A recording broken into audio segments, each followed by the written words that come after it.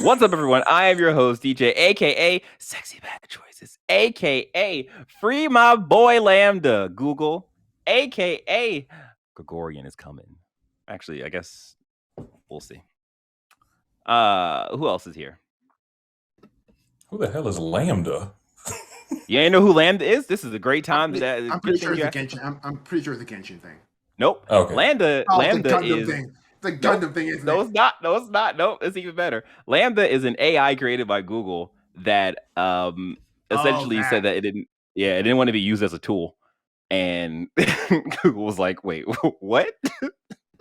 It's a whole story. Check it out. It's great. The homie Landa's like, give us free. I'm your heavyweight champion from which neighborhood, California, aka the janitor because we watch niggas, aka Mr. Metaverse, Marcus Ellison.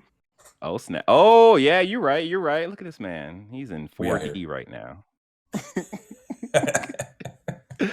Last up. Hey everyone, it's me, Avery. Nailed it. That is us. Press X Start Podcast is a weekly game show. Yes, we are a weekly game show. No, we're a weekly show where we talk about the latest gaming news, review the biggest games, and give you our thoughts on the games we are playing. Our goal is to expand the video game media landscape through an underserved point of view. It's our point of view. That's what it is. With that being said, and I know who we are, and you are fighting the good fight to free Lambda, let us jump into... Wait a minute. I'm going to do the click. The quick hits. Avery, take it away. Hey everyone. It's quick hit season. It's me, your boy, I guess. So I'm here to do the news and report on what other people report. I'm just fucking I'm killing time right now as my computer refuses to open up a news story. Okay, I'm back on it. So this to DJ's point, we got a lot. This is week 2 of the, I'm just gonna say it, relatively lackluster Summer Games Fest. Shots fired. I shot those shots before I walked in the room. But so we had the week of June 12th, we had a bunch of smaller showcases from Japanese publishers and developers. First, which had great stuff in it, but for the most part, and I'll get to some of my grievances with some of this when we get to the story. But I'm just rambling at this point. Sorry, I haven't talked to another person in like a week, so like I'm getting out the conversation. The jitters. Oh, jeez. Yeah. It's sad. You should all be sad. Anyway, so this is a story from IGN. This is Capcom Showcase, June 22, 2022. That was the first one. I believe it was the Monday. Was it the Monday? I don't know. It was June 14th. I think that was a Monday, yeah. I think that was a Monday. Yeah. It was a flat circle. Mm-hmm. No, it was a Tuesday. I was wrong. Because Monday is when we recorded the last podcast, remember? Because of the Xbox Showcase. You're right. Yeah. Right about that. Yeah, okay, so it was first of all, before we talk about what they showed, how did you guys feel about this? Did you guys watch it? The Capcom? Yeah, I watched it. You know what? Okay, yeah, thank you. Because I just had a blip in my brain just fill up with light because Exoprimal.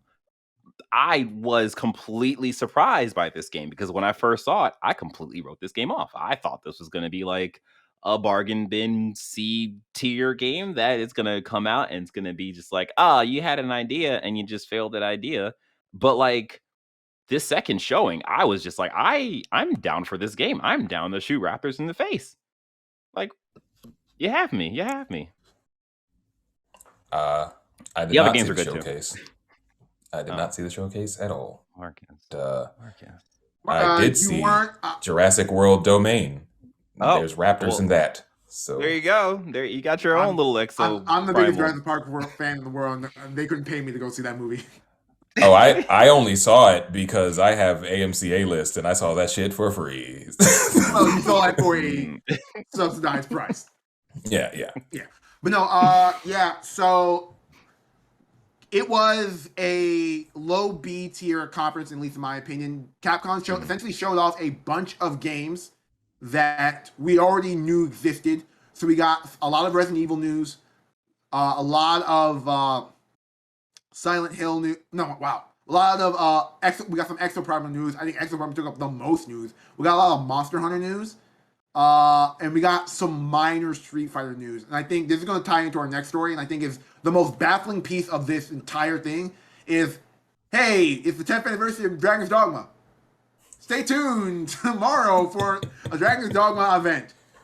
Come to the next day, the Dragon's Dogma event is announcing Dragon's Dogma 2. And this is why I was this is why I didn't believe they were. Well, it was a couple days. It wasn't the next day. It was the Thursday or whatever. Yeah. This is why I didn't believe when DJ was marking off in the chat about, oh, it's going to be Dragon's Dogma 2. I'm like, what marketing team holds a massive event to show up their entire portfolio and then takes a game announcement and then puts it after the fact? And especially when it's not a game announcement that is a top-tier game announcement. This isn't them talking about, stay tuned for the future of Resident Evil. This is them being like, hey, Dragon's Dogma, that game that did okay for us 10 years ago, here's a special 5-minute thing 2 days later. And then they said, surprise, motherfucker. Yeah, so I can answer that question because they had absolutely no gameplay or anything to show from Dragon's Dogma 2.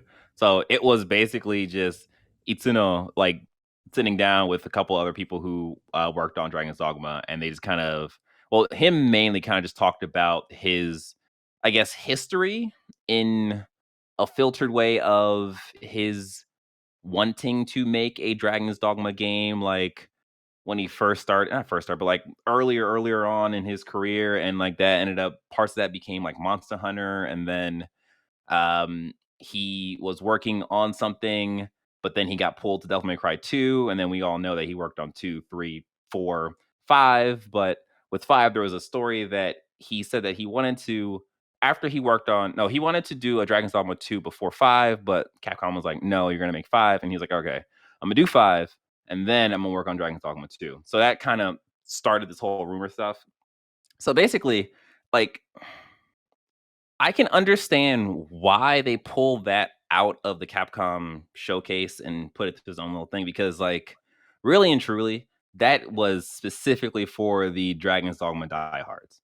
Because there was nothing of substance. Like, if you were just like a remote fan of Dragon's Dogma, like if you just kind of knew of it, like there was nothing there for you. Like they showed concept art of his first stuff. Okay, so this is my problem with that. And like, okay, it's for the Dragon's Dogma diehards. You know what was happening the exact same time, and which is our next story? Final Fantasy VII thing. When I went on the internet, the only reason I knew Dragon's Dogma 2 was announced was because DJ was in our chat talking about it. Because everyone else was talking about Final Fantasy VII. So I was like, I had no idea Final Fantasy VII thing was happening. So it was just like I was on the other side of the fence, just not aware of what was happening with the rest of the world. But like just for the whole Dragon's Dogma 2, and like, because like once they did the announcement, I was like, oh, let me jump into the Dragon's Dogma Reddit, because I've actually never been into the Reddit, and it was just a bunch of toxic fan people just like huffing copium. That is shocking. Yeah, right. Never been in that Reddit. Right. Yeah, but like, someone posted, they were like, oh, okay, well, that logo that they showed for the 10th anniversary was actually confirming Dragon's Dogma 2, because some eagle-eyed viewer or watcher or whatever realized that the dragon in the background is a completely different dragon from the dragon in Dragon's Dogma 1. So they're like, all right, well, they're obviously doing something new here. So, and I was just like, at that point, I was like, all right, it's pretty much confirmed. Grass. Hey, that person, whatever grass they were smoking, it was the legit kind. But yeah, Dragon. Go ahead. Congratulations to you, DJ. Yeah. And with this news of Dragon's Dogma 2 finally being unveiled, maybe there is hope for Sean to one day get a Parasite Eve remake. He's the last missing puzzle piece. I have two things to say, then we can move on to the next story, which is a bigger story. The first thing, when they said, or when Itsuno said Dragon's Dogma 2 is in development, I was like, okay, that's good. It's not in early development, it's in development, but there was no like potential release date, and I think the NVIDIA link that kind of pointed this whole out from the beginning, I think it said that it's supposed to come out maybe it's 2024. I thought it was 2023. So I don't know if I'm imagining, we might see something next year E3 time, and then we'll get a better update of like, when's it gonna come out. But that was the first thing. Second thing, I think I have hit a bingo on my games I wanted to come back card. Because I'm getting Jet Set Radio. I got a Gundam game. I'm getting Dragon's Dogma. I think I'm good. I think I'm good. Like I don't. Yeah, I think I'm good. But yeah, we can jump to the next story. Yes, I'm happy. Ooh, yes, Dragon's Dogma. I don't know when it's gonna come out, but as long as it's in development, I'm fine. I'm good. Good to go. Not gonna lie, I'm slightly disappointed with the lack of fanfare. I was expecting. Well, here's the thing.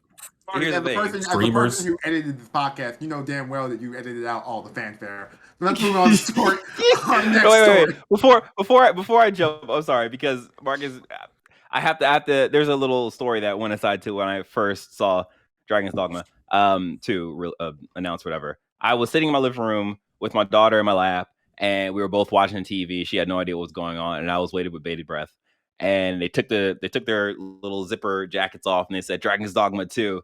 And I proceeded to scream. She got up. She just started to walk. She got up. She walked over to the couch, looked at me, and started crying. I was like, sorry. London ran away from you. You're a hell of a father. She said, "Don't you ever do that." This nigga hit a victory screech and traumatized his child. God damn. All in one go. But yeah, I'm excited. I'm hoping that we get some kind of information. I've followed all the social channels and stuff to wait and see. Their Instagram is kind of weird because it's just one picture, and I'm not sure if it's the official account or if it's someone that's just kind of squatting on the account. Weird stuff. Anyways, continue. Okay, so yeah, our next story is which was I don't want to. It was a bigger thing. Yeah, and it was both the bigger thing even before the announcement of what this actually was. In that the 25th anniversary of Final Fantasy VII was the 10th anniversary of Dragon's Dogma. So I watched this instead of the Dragon's Dogma thing, especially when I found out the Dragon's Dogma thing was like 5 minutes long. That too, yeah. It was very short. So this was a sort of a short tier list of things for Final Fantasy VII Remake. The first thing they announced is that, hey, Final Fantasy VII Remake is coming to PC. Everyone was expecting it to come to Xbox. I was also expecting it to come to Xbox. But in my head, that if Xbox got that game, why would they not make that announcement at their own press conference, especially when they did that for Persona? So, right. And it was also very clear to me, if this was coming to Xbox as well, they wouldn't have showed mouse and keyboard buttons on the screen. They would have showed X, A, and B, and all that type of stuff. Right. So it's coming to Steam.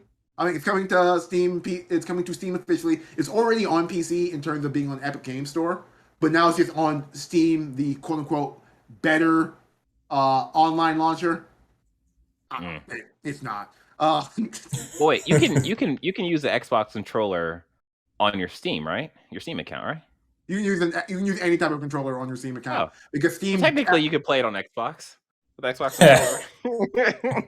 We're not gonna litigate this thing.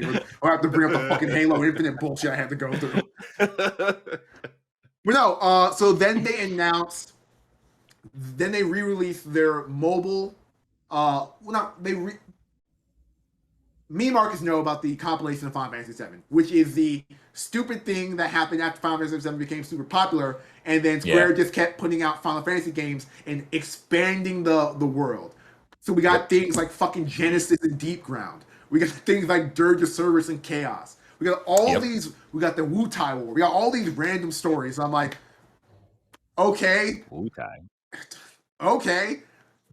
they announced a mobile remake of Final Fantasy VII that's going to put together all the individual storylines into one Yep. clear narrative. They showed it off like 2 years ago, but now they're finally showing off again to sort of like tell, hey, everyone, it's coming out. I'm like, oh, this is cool. And I'm like, in my And it's head, called Ever Crisis, right? yes. And That's so, what that is. yeah. Yeah. And yeah. Okay.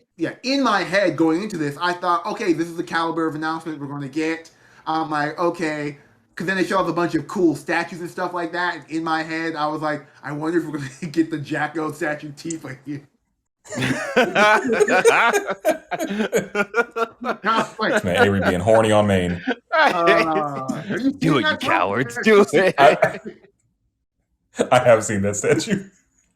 I'm like, oh, okay. And then they announced a remake of Final Fantasy Crisis Core.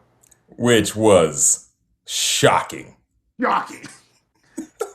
Like, so okay. I'm gonna need some help as the person that knows the least about Final Fantasy on this cast right now. What is Crisis Core? Crisis Core. Crisis Core. It's the prequel to Final Fantasy VII. The big twist for Final Fantasy VII, spoiler, is that the character of Cloud has taken over the identity of another person. This character named Zack. Zack. Crisis Core is Zack's story.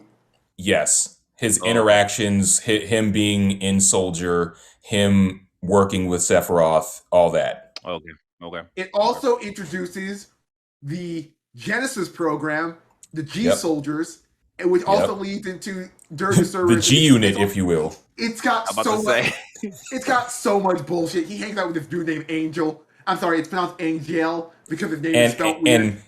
And Angel is where Zack and then by proxy Cloud got the Buster Sword from. Okay. Cause I saw the trailer. I had no idea what was going on, but I saw the other that I guess Angel had the Buster Sword, and I was like, why does he have the Buster Sword? I thought it was Zack's Buster. Like, what? Okay. Yeah. All right. Yeah. It's cool. Like Crisis Core it came out for PSP.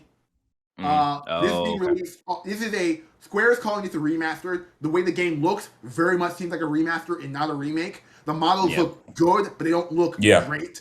Okay. And for the most part, it doesn't seem like they've changed the combat system. They've just given it the veneer of the Final Fantasy VII Remake.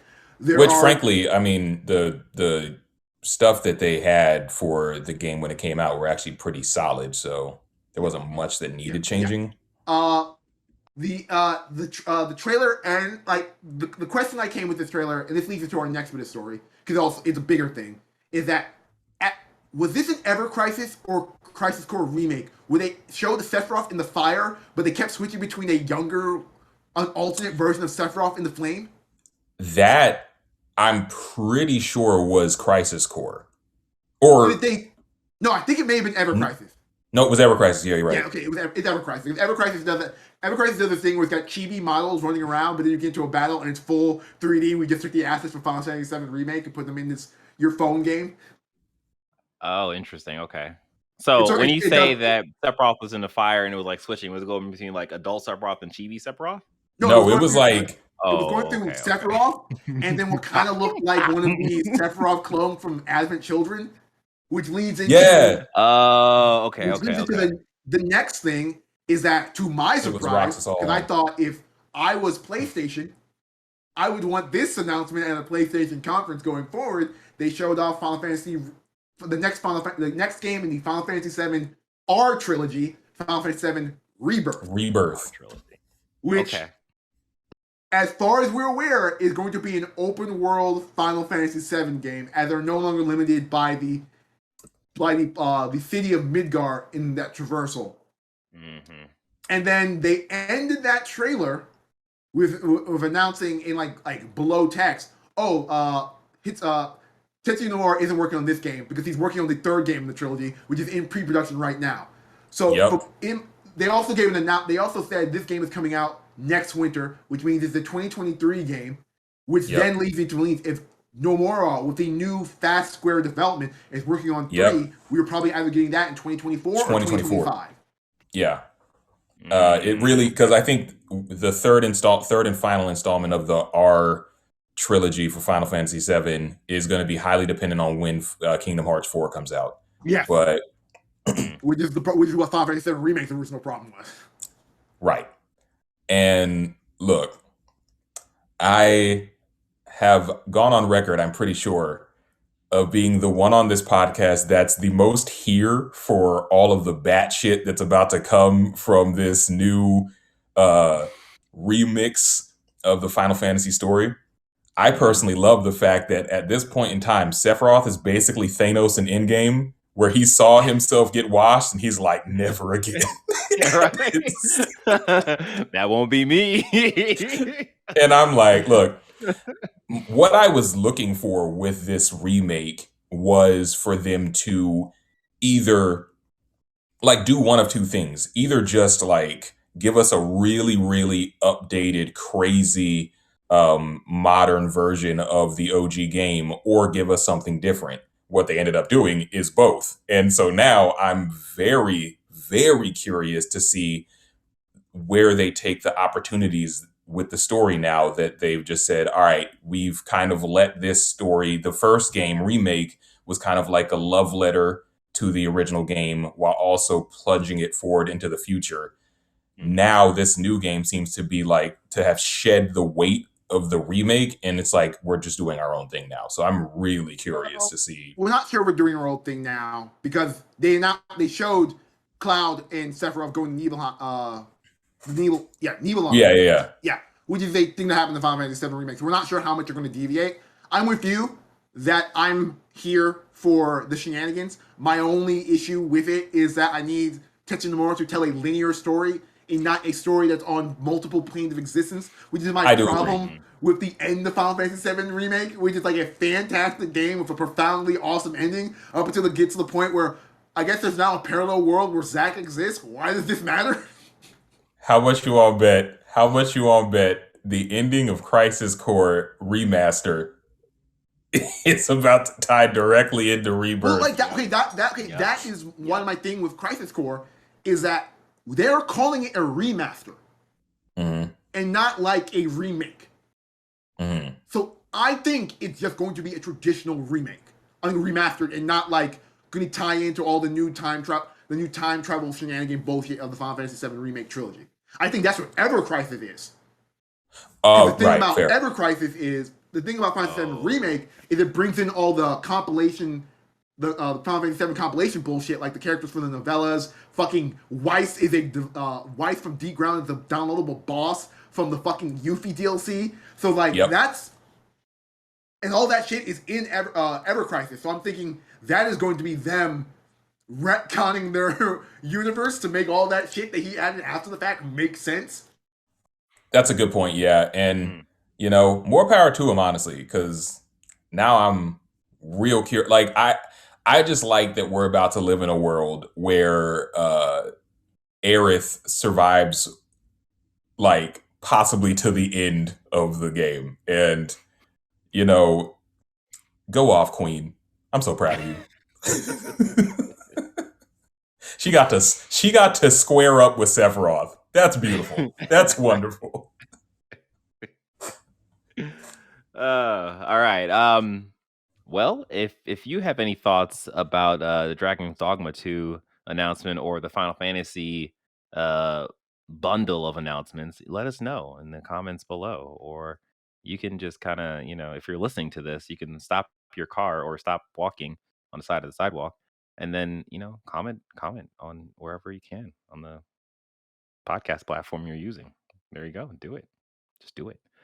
And then once you did that, you can if you are watching this as a video, please hit that like button, hit that subscribe button, and notification bell. I have to make sure I bring that all back around. Yeah, because we would appreciate that. And we are on our journey to 100 subscribers. We just need 100. We just need a couple more. So do what you need to do to get it done and help us out. I'm not saying that you steal people's phones and do it on their phones. I'm just saying that you should borrow your friends' phones and subscribe on their stuff. Right, Marcus? Right? Yes, I mean, at this point, when you're listening to this, it won't be Juneteenth, but it was when we recorded this. So do it because it was Juneteenth. Yes. Help us out. All right. With that being said, and you have done that, and you have got us to 100 subscribers, we truly thank you. And now let's talk about Activision's and being a bunch of idiots. Let's go. Okay, so this is gonna be a short story because there's not much to say. One of the things that happened when the Activision Blizzard bullshit happened was Activision as a creative board said, "Hey, we're going to investigate. We're going to do an internal review to see what's the truth behind all this shenanigery with regards to sexual harassment and misogyny and just bad shit in our workplace." The investigation came through, and they said, "Hey, man, nothing happened." The Bobby Kotick thing that was widely reported on did happen, but it was an overreaction. That was hyperbole at the time. We all recognized it at the time. So yeah, we're just moving on. And Okay. I have no words. I mean, Sean posted this, like, we all heard this story independently through our own sources, but Sean put it in the news chat flag, and he did the classic Obama putting a medal on himself thing. And that's what we shared it with. And I'm like, that is the perfect example of this. It's Oh my gosh. That's like asking a toddler if they did anything wrong. And they're like, no, I'm it's like, of course not. it's like you walk into a room and there's trash and shit all over the place, and then you walk and you see your dog in the corner looking guilty as fuck. Right? Did you do this? Nah, bro. I don't got any thumbs. What you mean? I've never seen this trash in my life. Right? Yeah, I mean, but at this point, though, did we really expect anything different? no. I mean, no. Yeah.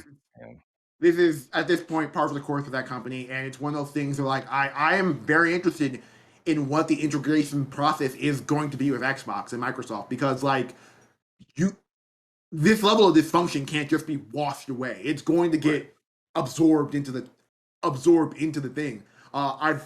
From more reputable sources, I've heard that this investigation existed not to actually do any good for Activision Blizzard, but it was just existed to keep the people on top financially solvent. In that this investigation, if it passes, Bobby Kotick's salary is going to return back to its like original unnecessary high amount, which means that like he's going to be leaving Activision Blizzard with an even higher golden parachute.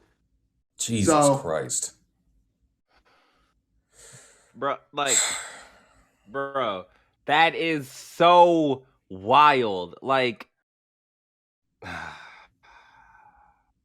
man, where's that? I need to find a clip, but Jesse Pinkman saying you can't keep getting away with this because it's infuriating. Man. Yeah. But yeah, we'll see more with the Activision Blizzard nonsense. I guess moves away, but in I guess more positive Activision Blizzard news, Overwatch 2 is part of the games that had a big showcase this week for Summer Game Fest. Boy, did it. And we got essentially a detailed look at what Overwatch 2 is going to look like going forward. Number one, they're pretty much confirming that, hey, they're doing the Halo Infinite thing where we're splitting off our PvP from our PvE. So October 4th, the date we got the Xbox show, is the day they're launching their PvP content, which is going to be a free-to-play SKU, which is going to have absolutely no microtransactions. It's going to have a battle pass system with I think a la carte game skin purchases as well. So like you're in control of what you want to buy, which I think is a pretty good system. Yeah. I think the era of Apex Legends has gotten me fine with having loot boxes if you have an a la carte system altogether.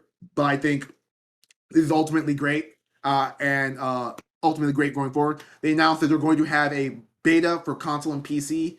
Now for a second beta, it's going to be running from June 28th.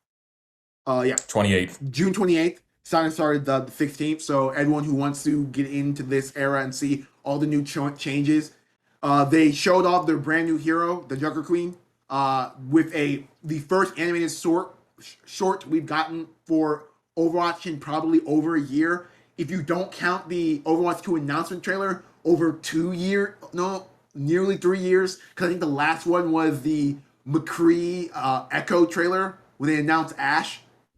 Yeah, I think that was the last one. Yeah. They pretty much said that there's going to be cross-play and cross-progression going forward.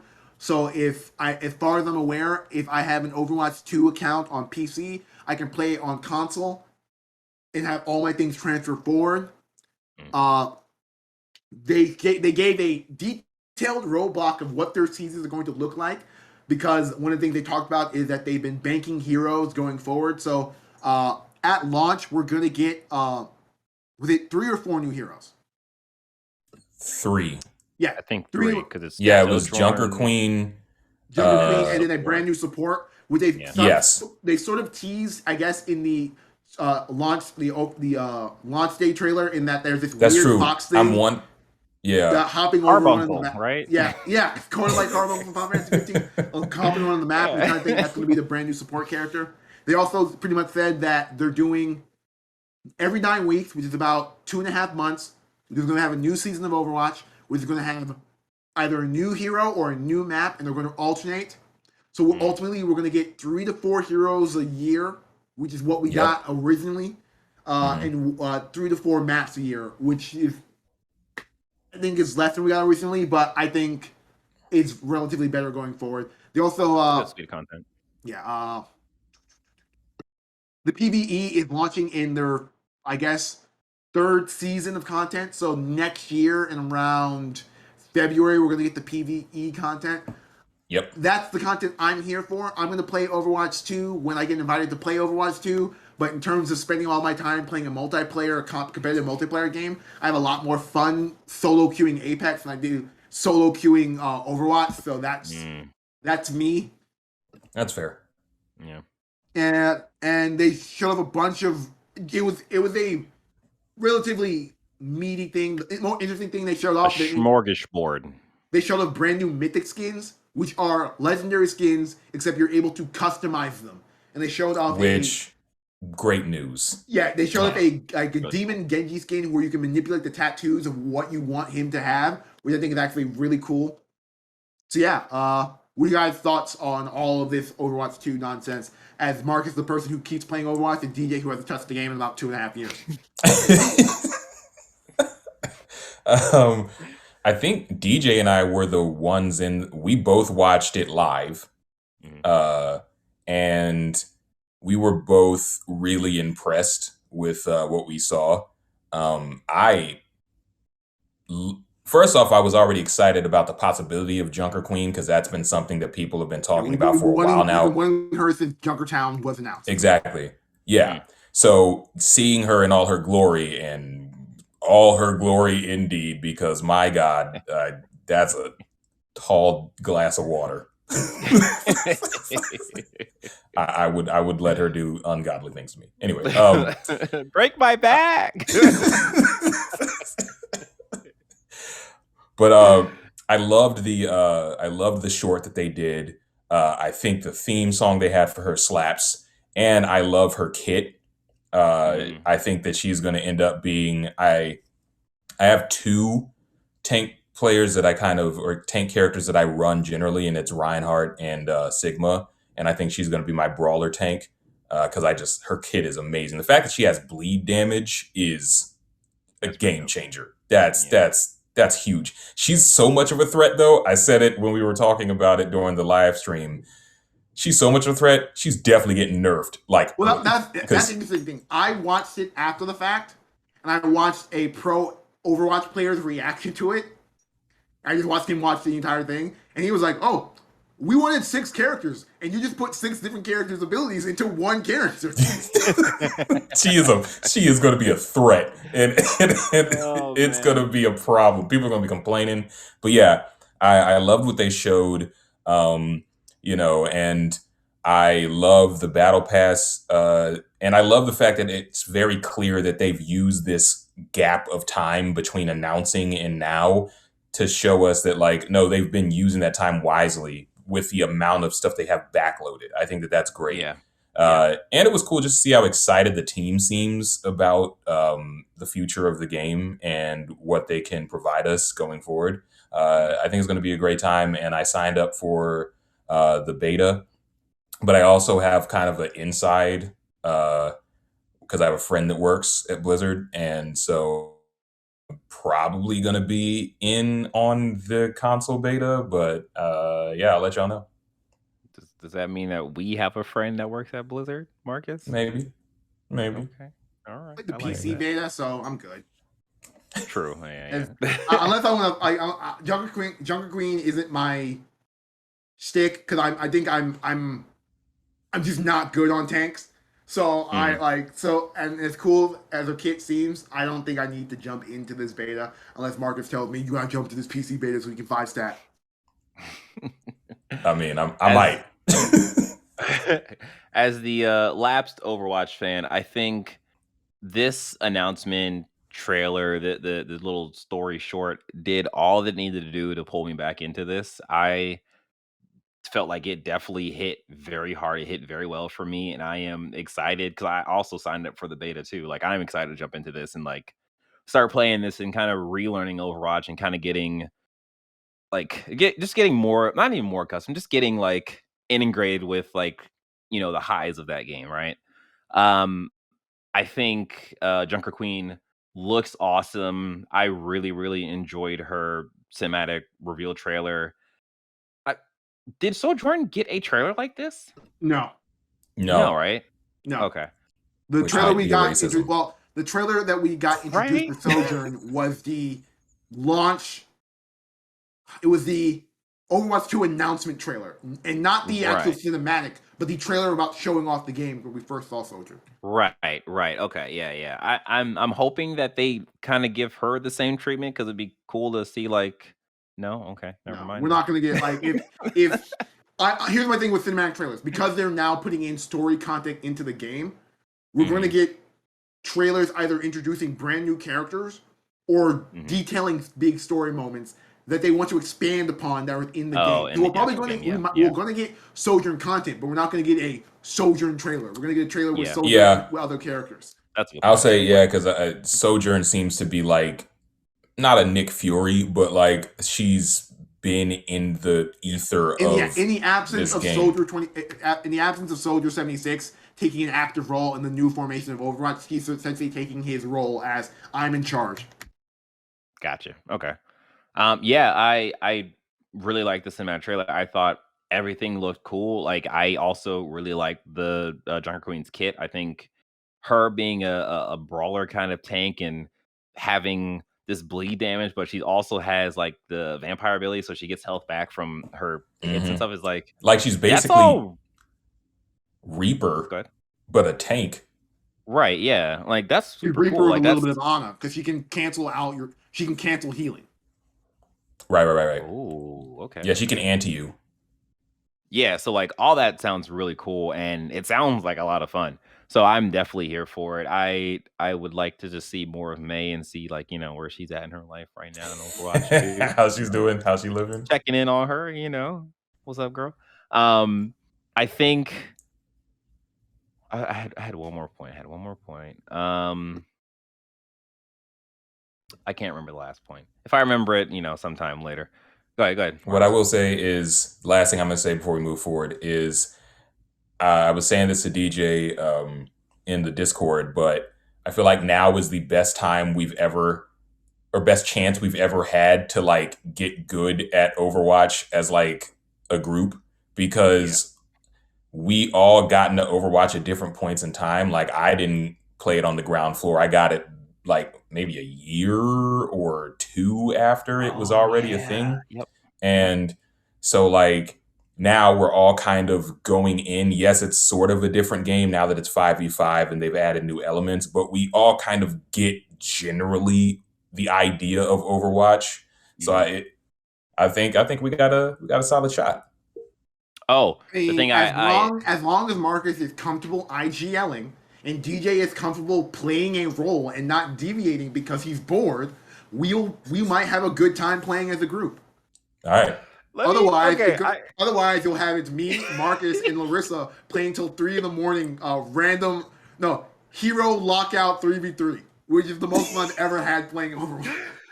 Okay, two things. The first thing I remember what I was gonna say, I really like the battle pass system. I think I don't want to be hyperbolic, but I think that's the best way to do a free to play game.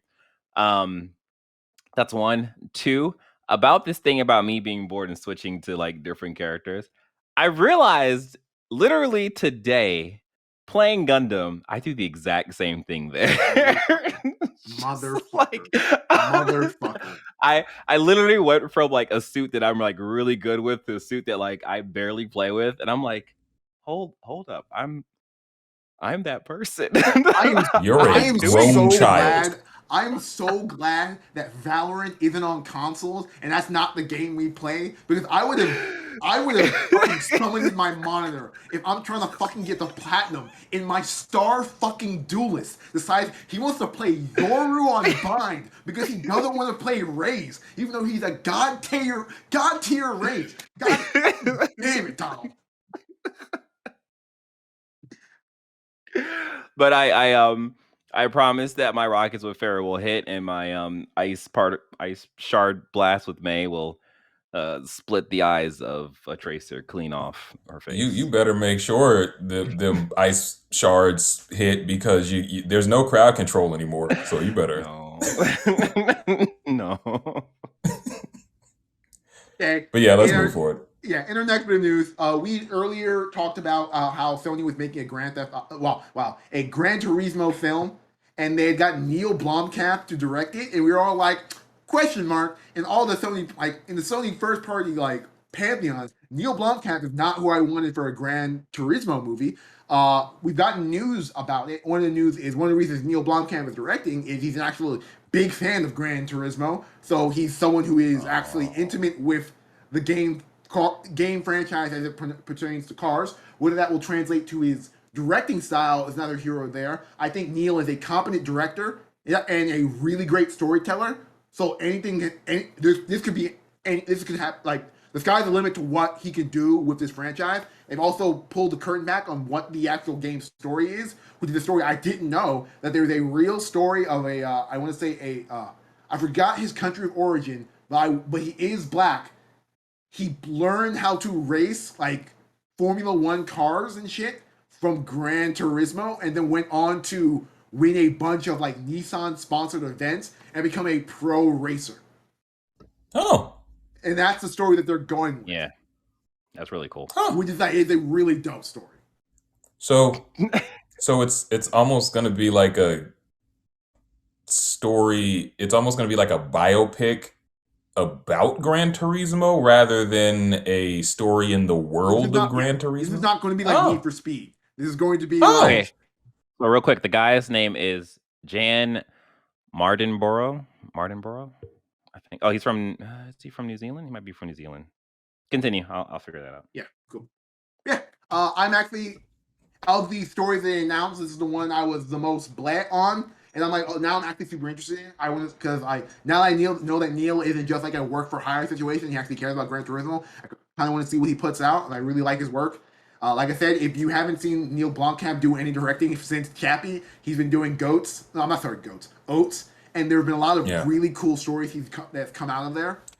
It's just like the main reason why it was surprising to have it be Blomkamp is just because if you look at his entire resume, real quick, this is so far removed from everything that he's done insane. Before. So yeah, it's but also given what he's done before, he has generally used a lot of practicals or been very smart with the CG use. So I guess I could see him doing. Yeah, I guess I could see him doing one.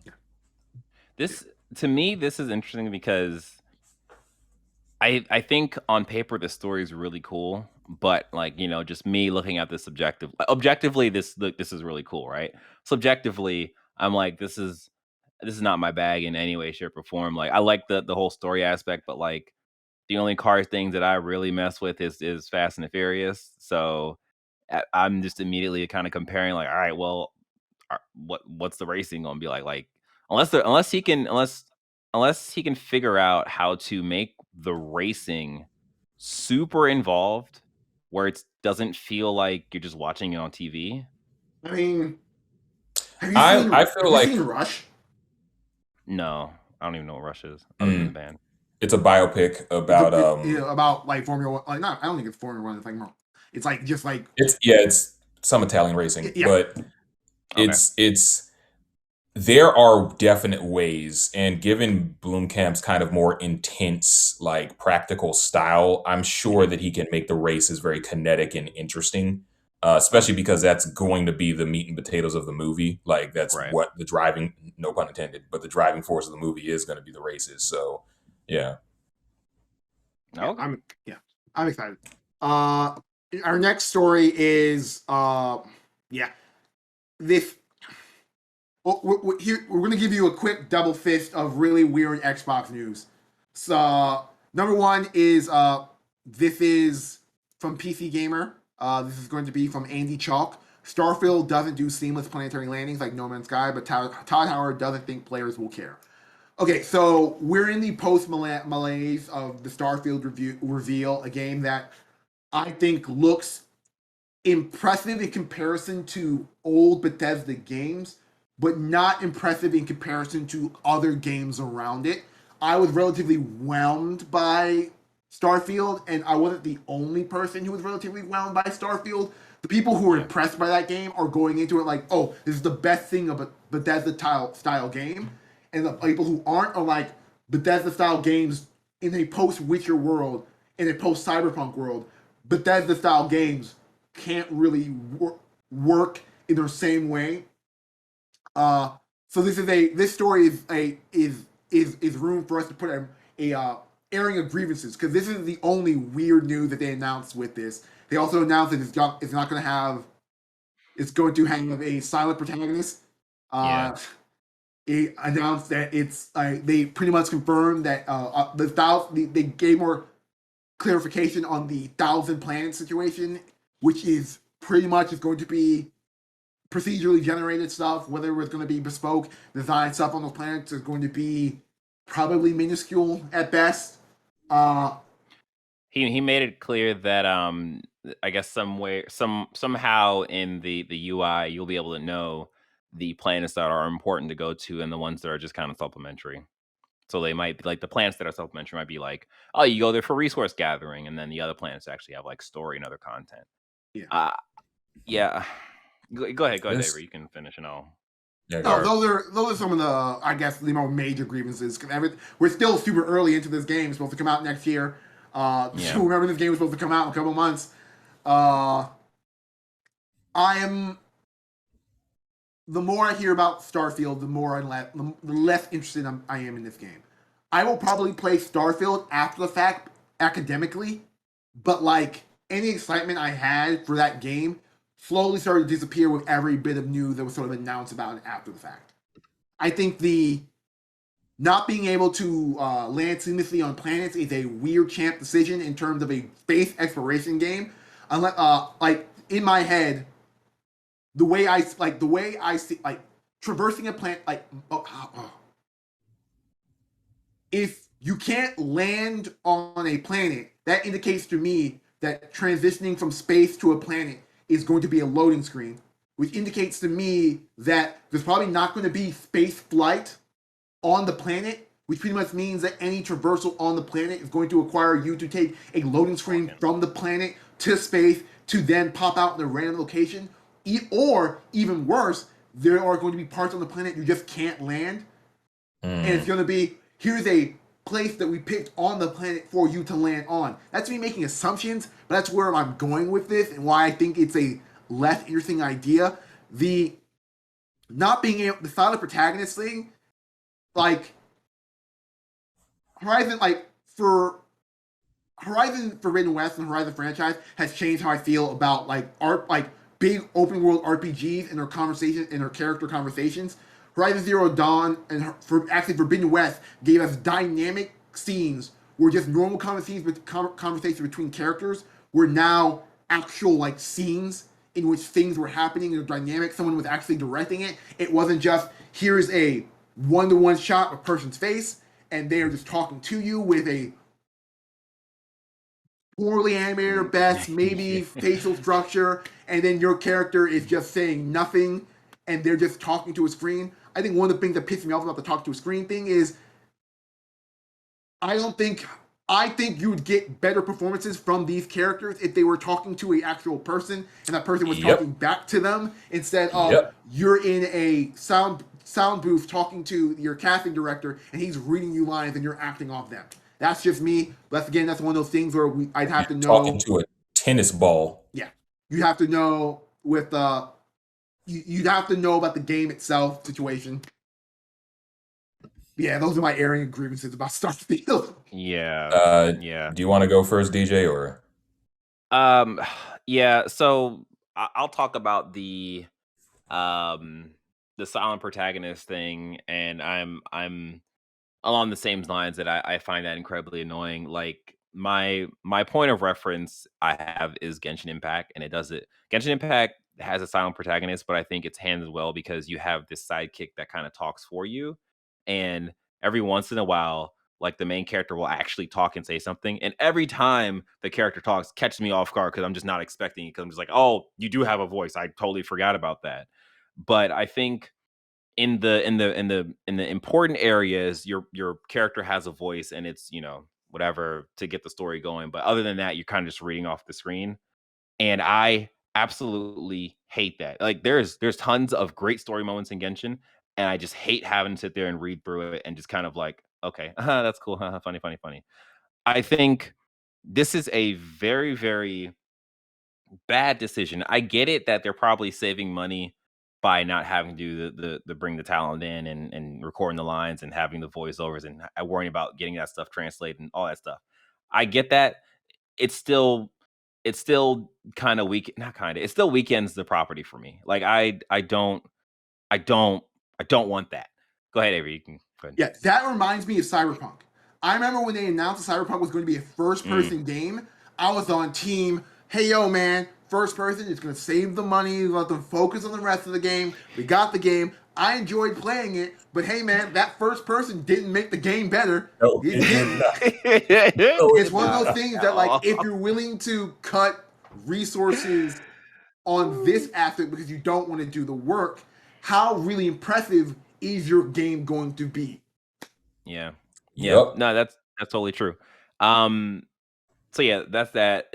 And the manual flying thing, I think, is a very weird concession to make because at the start, everyone, me including, was like, "Oh, this is like No Man's Sky. This is like No Man's Sky." And just to get to what Avery's saying, like to explore a planet means you have to fly in the atmosphere of the planet to see where you want to land. Like I remember seeing a picture of like you see the horizon of a planet, you see like little bases and stuff. So what I'm thinking is like, okay, You're well, going to have to walk. maybe it's a thing where you can fly into the atmosphere of the planet.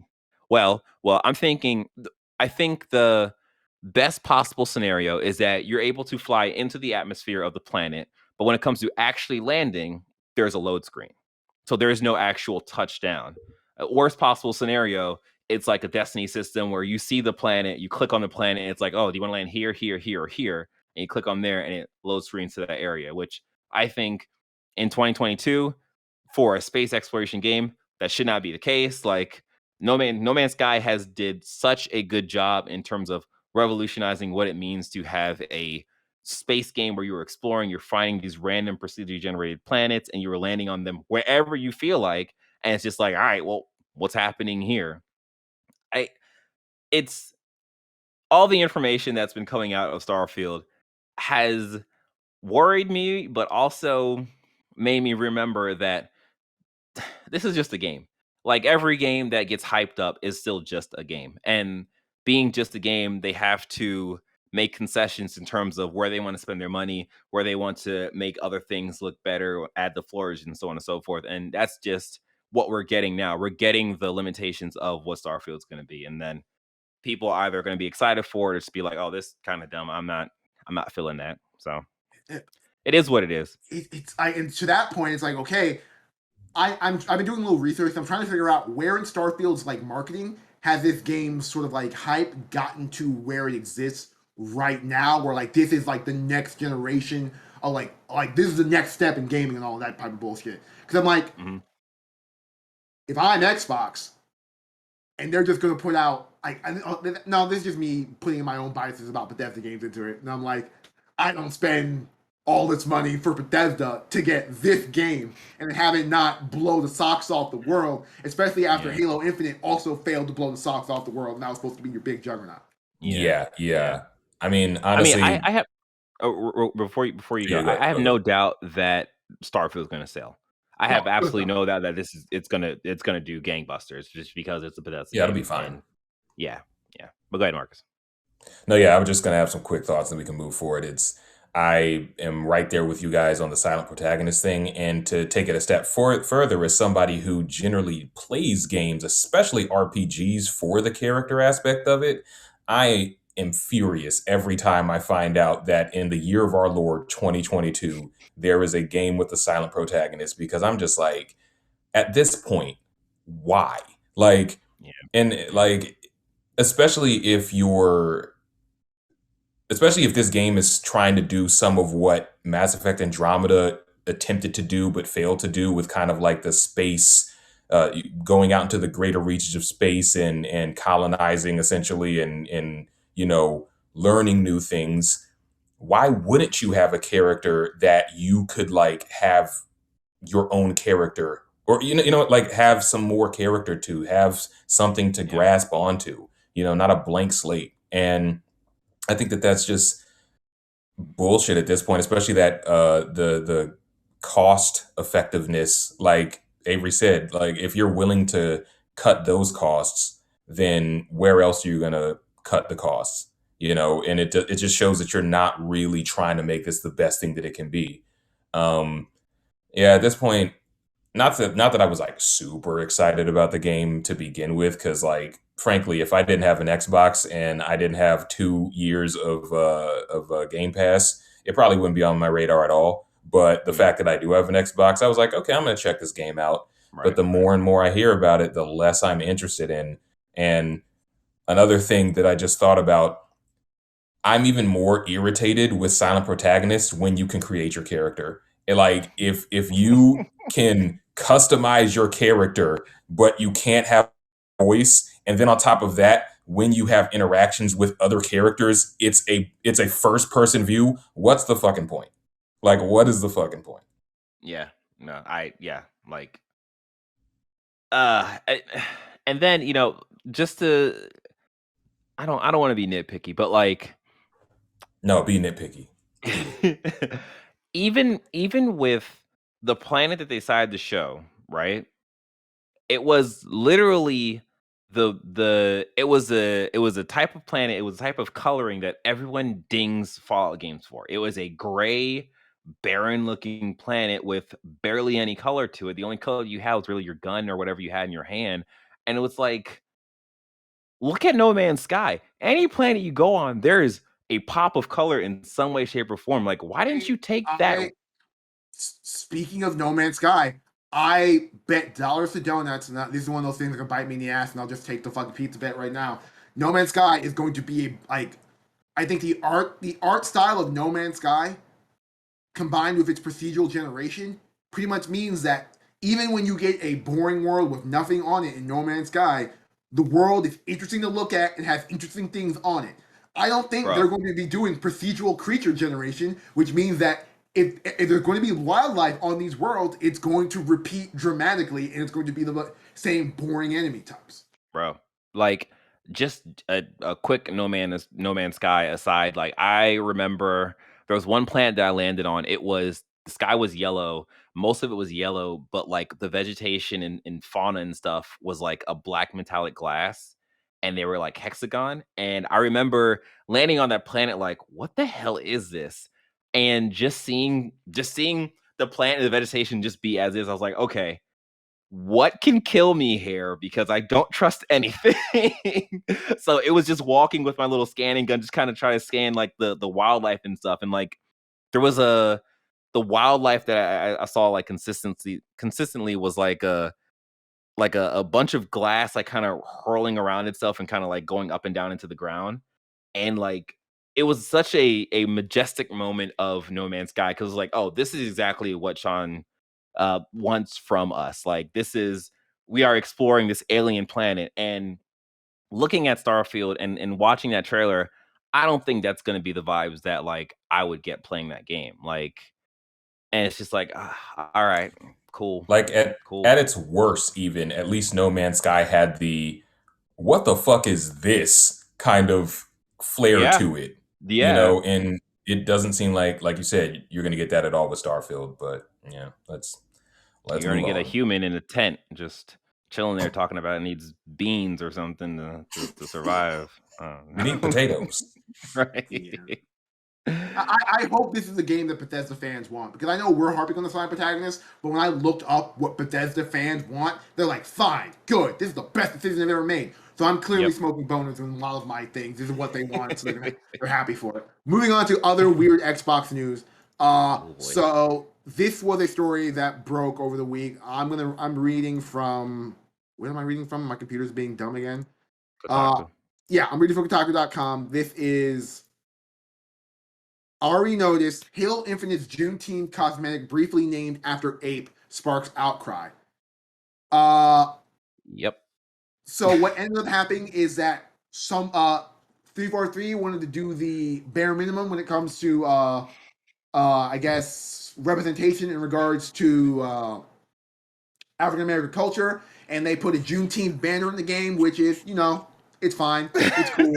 I mean, I play Apex Legends. There's every fucking diversity quadrant under the sun you can get a badge for, no matter what you are. They put a badge in there for, and I'm like, you know what? Power to you. Alien I cells. see creators, I see white creators out there with the full spectrum of all the things they support, and I'm like, you know what? I understand you're doing this. I hope you keep the same energy in your personal lives on Twitter when you're talking shit to other people. But Yep. let's other here and there. It's fine. But when someone drilled into like the files for it, it was labeled Bonobo, which I know as the ape that has sex for pleasure. Yep. Yep. Yep. Happy Juneteenth, Happy Juneteenth, you bonobo monkey. Like, what the fuck? Bonobos be fucking. Bonobos. Oh my god. I get the day off, right? What y'all gonna be doing? Yo, Bro. Yeah, this is wild. I don't. I fundamentally do not understand how that sort of an oversight happens. Like, that is such a, like, the two things line up too well for that to be an oversight. Like, that had to been like somebody, even if someone was just trying to troll, that had to be a deliberate thing. There's no way that was an accident. My theory is that someone made a deal with the devil, took a bet, lost the bet. Right? They lost the bet, and it's just like, now you gotta pay with the consequences. Halo Infinite is going to fail. I think at this this is ridiculous. point, yeah, I think at this point it's mid to make fun of Halo Infinite at its current state. From all reports, the game is a solid and fun game that's rewarding for Halo players. But as a game as a service that is supposed to attract a large group of people, it's not succeeding. It's actually like, thank God it was released on Game Pass, and it's like numbers really don't matter, because like this is one of those things where like the sustaining word of mouth probably would have been problematic for it. But this is one of those things where I'm like, wow, how did you like? Ultimately, it shows a lack of oversight at the studio, which may in line lead to oversight in regards to like design and like supporting the game. If that someone, because there are clearly black people who work at 343 Industries, there are clearly people who clearly large people in charge of Microsoft who are people of color, like this is one of those oversights where I'm like, someone saw this and like the plate was made for Juneteenth. It was clearly for Juneteenth, and that no one saw that it was titled Bonobo before it was loaded into the game is insane and shows a really big lack of just like quality assurance going on at 343 right now. Avery, you have a much more hopeful viewpoint, because I don't believe for a second that somebody didn't see that shit. Like, I don't believe for a second. in my mind, the best case scenario is that, and it really, like, this is really a sad state of affairs, because the best case scenario is that, like, you have a bunch of overworked QA testers who have been crunching forever at this point to get like the content out as for whatever time it's supposed to come out, and like this is a thing that was supposed to go through the checking process. Maybe someone missed it, or maybe someone misread it, or maybe someone read it and didn't know what a bonobo was and was like, oh, I guess that's some kind of cool black name that I just have no idea what context or whatever. They thought it And was it's like, a website where you can get some nice washed chinos. That is an old comedy bang bang reference, Marcus. I'm like, tip of the hat to you for making it. Yeah, I mean, because like basically there's just a bunch of ways where communication can fail, and this could hit our eyes and just further dig Halo into the into the grave. Like, yikes, man, yikes. It's like what do you do? Like I don't know. I'm at a loss of words. I mean, at this point though, like, has any company really handled Juneteenth well? I just, like, at the bare minimum, they just haven't fucked up. Like, but I don't think anyone's been like, oh, great implementation of Juneteenth this year, guys. Everybody did great. I would have gone and grabbed my my Juneteenth hat I got from Target, but it's all the way upstairs, so you know, yeah. Target. Oh boy. Pretty much, right? Yeah. All right. I think that's it for the doozy of this cast. We will be talking about the games we've been playing on our next episode once all this Summer Games Fest / E3 wannabe calm down a little bit. And you'll finally hear what people have to say about the all new PlayStation Plus. Yeah, that's true. That's very true. All right. Well, that has been our episode of this illustrious podcast, Press X to Start podcast. We hope you enjoyed this podcast as much as we enjoy making this podcast. Don't forget to rate us on your favorite podcasting app. or if you're not inclined to listen to podcasts and you're watching this on our YouTube and our YouTube channel, make sure you hit that like button, hit that subscribe button, and the notification bell. I've said this so many times that like I feel like everyone has done it already, but I look at the numbers and I'm like, no, everyone hasn't done this already. Like, you need to step it up, guys. Come on, step it up. We need this. Thank you. If you missed any of this, you can find all the information and more on our website at pressx2start.com. As I said earlier, before we end this, next time we'll be talking about the games we've been playing. As Avery said, we'll be talking about the new PlayStation Plus, and I'll be blowing my nose in a matter of minutes. So you take care, you have a good day, you clear your nose, and you wash your hands in that order. Don't do it in the other order. That's disgusting. Bye.